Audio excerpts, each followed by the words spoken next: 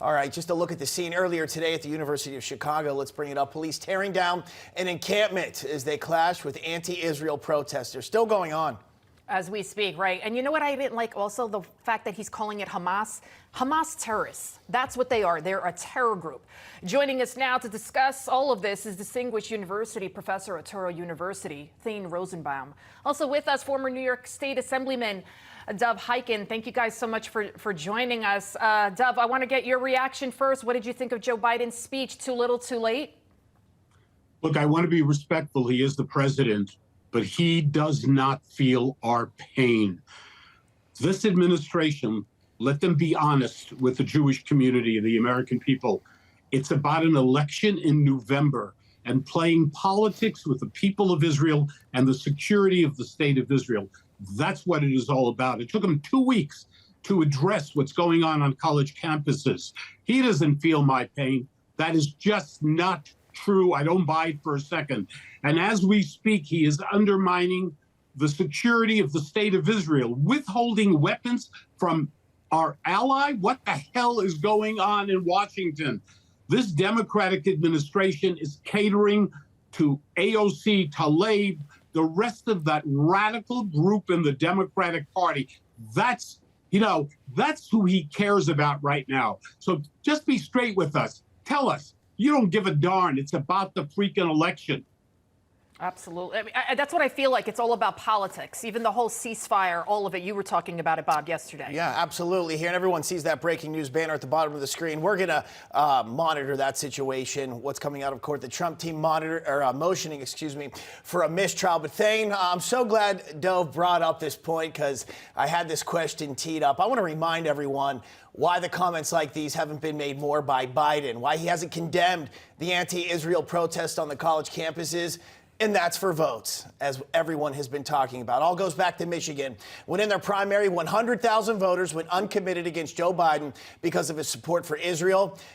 He needs those votes. And if he doesn't get them, he loses Michigan, likely loses the election. But we actually heard, I want everyone to get another reminder about this. Dearborn, Michigan, about a month ago, the rally, these are the voters there. Let's listen. Pour all of your chants and all of your shouts upon the head of America.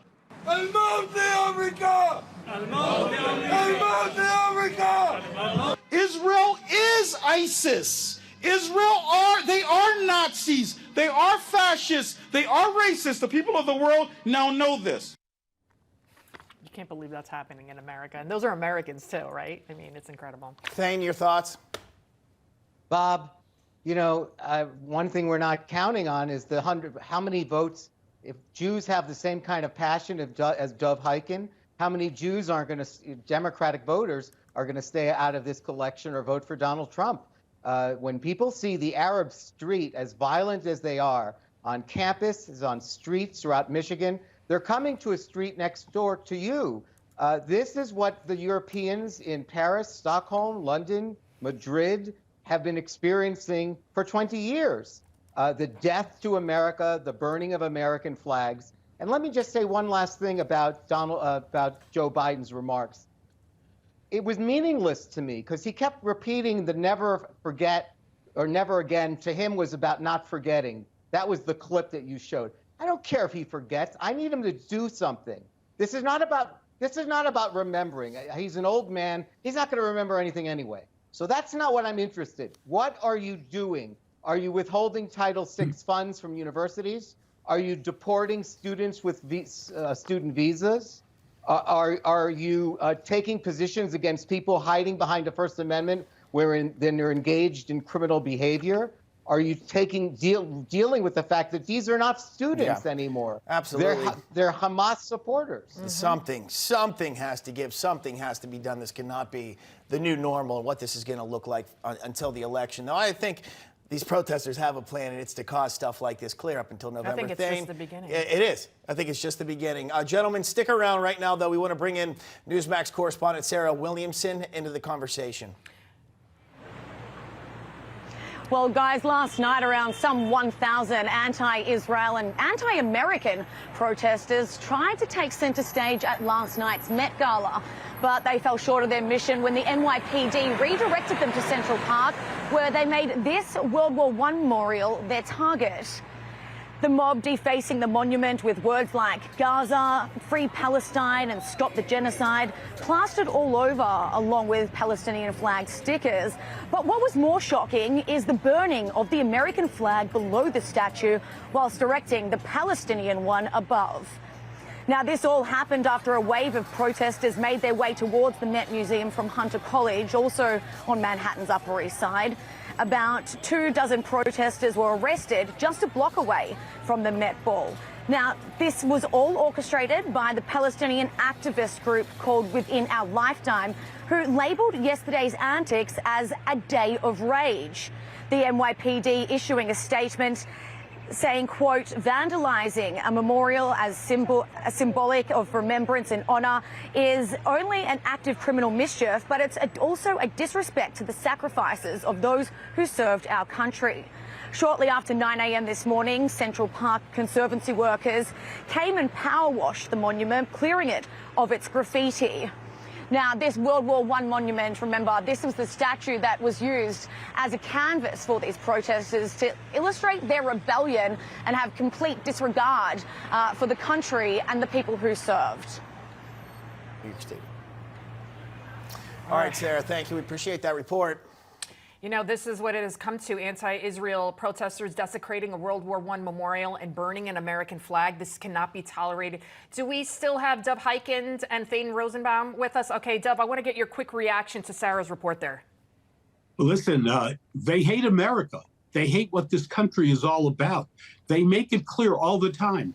When people go out and they say, we are for Hamas, we are for Islamic Jihad, that is to support the butchering of men, women, and children, the rape that took place, the horrors that took place on October 7th. They hate this country. And, you know, as Thane said before, any of these individuals that are in this country on a student visa, what the hell are they still doing in this country? That would be real. That would be real on the part of the President of the United States. All the rest of it is words that are meaningless, of no meaning, and of no consequence. I totally agree. Something has to be done. I know we're going to keep saying this for the months and months to come. Can I just...